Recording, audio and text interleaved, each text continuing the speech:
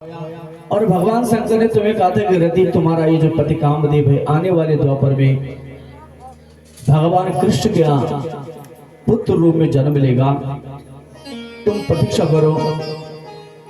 और कहा तुम तब से अब तक प्रतीक्षा कर रही हो, अरे तुम्हारा पुत्र नहीं ये तुम्हारा पति है। अब जब इसको ज्ञात हुआ कि ये मेरा पति है तो ये पति रूप में प्रेम करने लगी।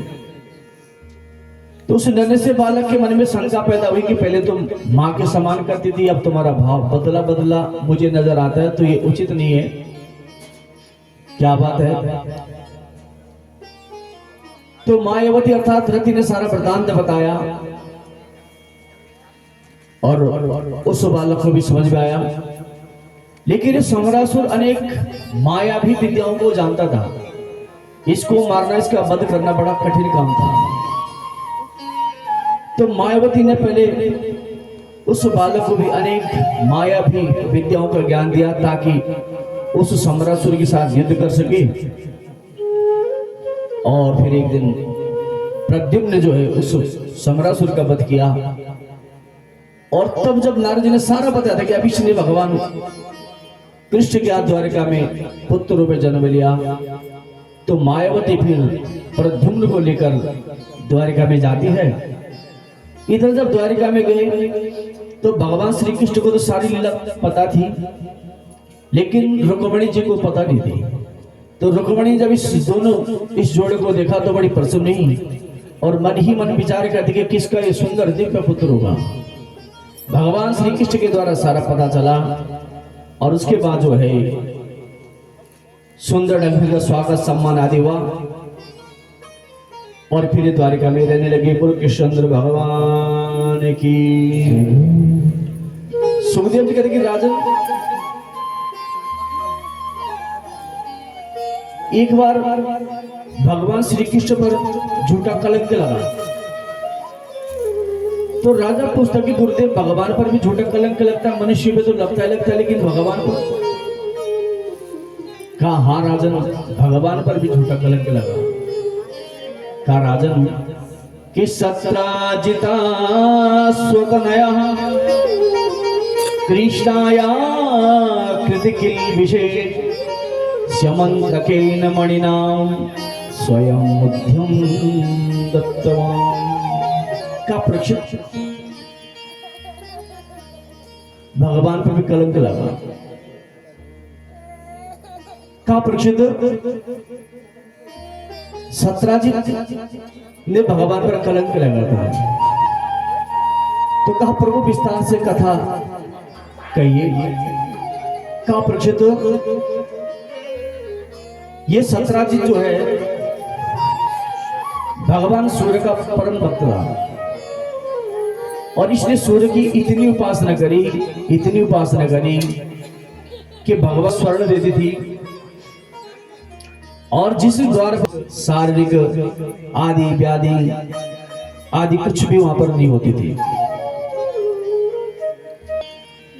तो एक दिन सत्राजित जो है उस मणि को अपने गले में डालकर महाराजा उग्रसेन की सभा में पहुंचा और जब द्वार पर आया तो इसके गले में जो मणि थी उस मणि में इतना तेज था, इतनी चमक थी कि पूरा राज महल चमकने लगा। वहां पर जो अन्य सभासद थे, भक्तजन थे,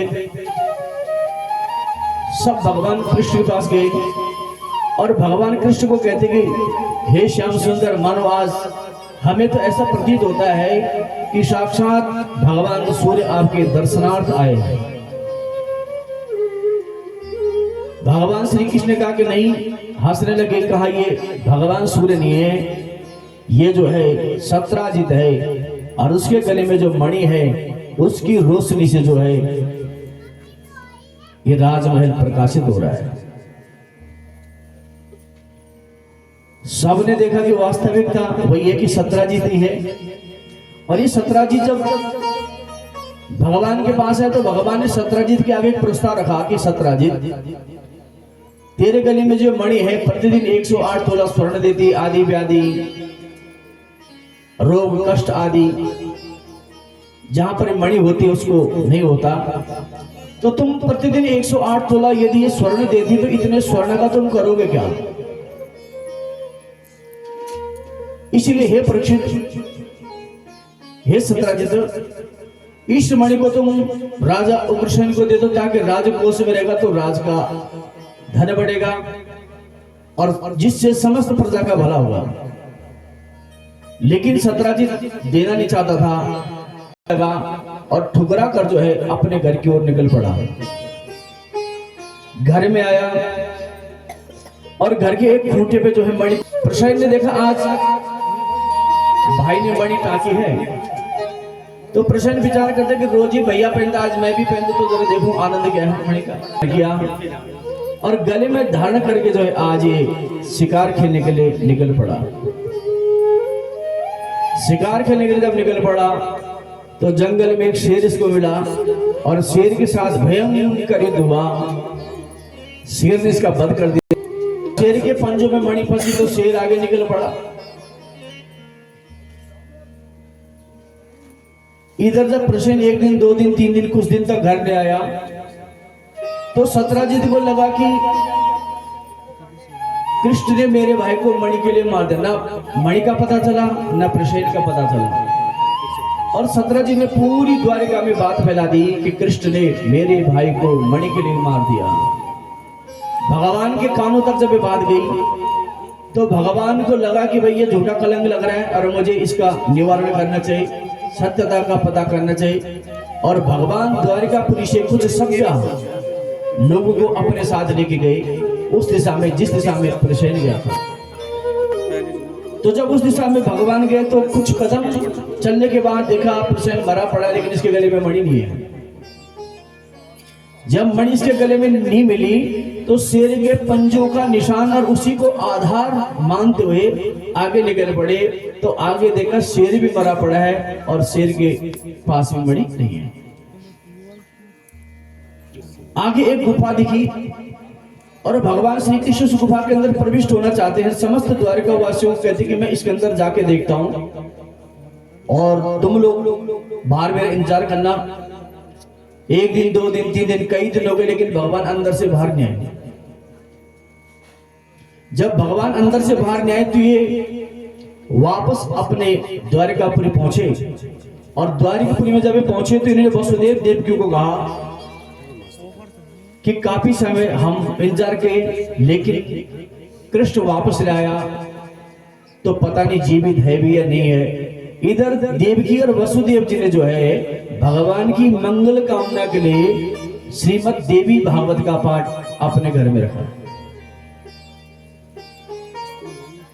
अंदर भगवान प्रविष्ट हुए तो नन्हे नन्हे बालक कुछ मणि के साथ खेलते हैं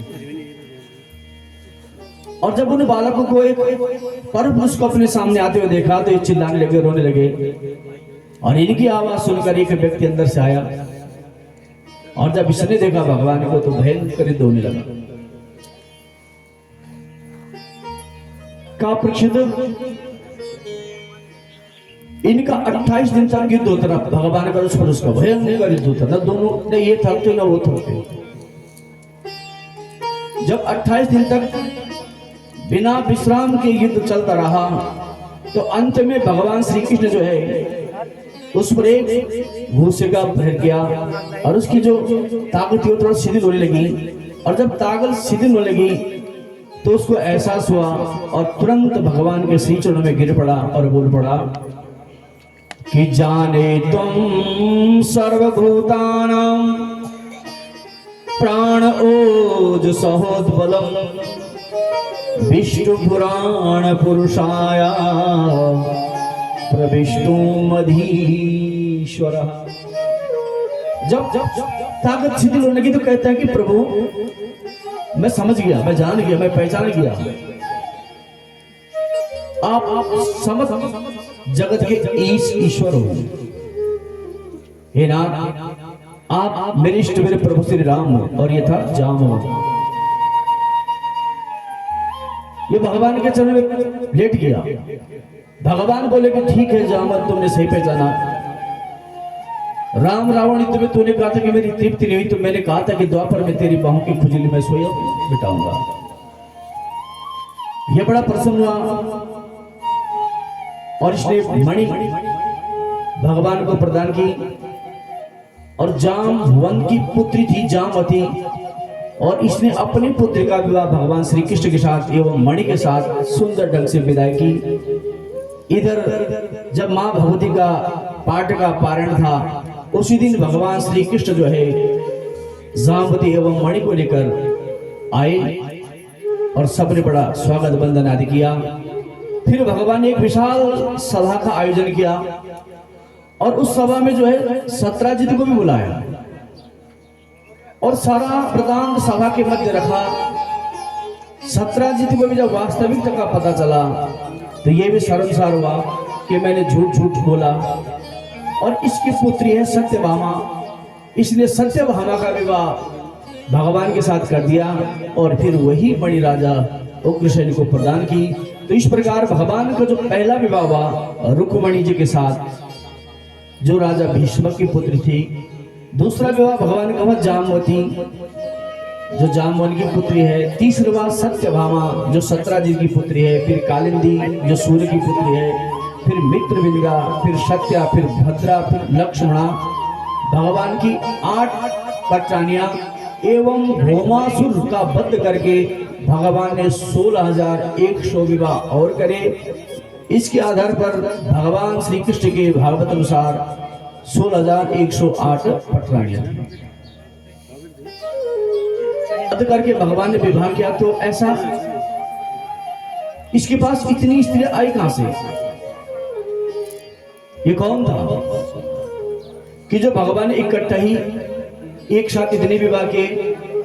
और इतने विवाह किए क्यों? तो कहा मैं जानना चाहता हूं, आप थोड़ा प्रकाश डालिए।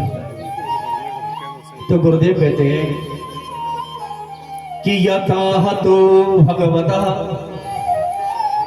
भौमो येन च तास्त्रियः निरुद्धा एतदा शक्त्वा विक्रमं संगधन्।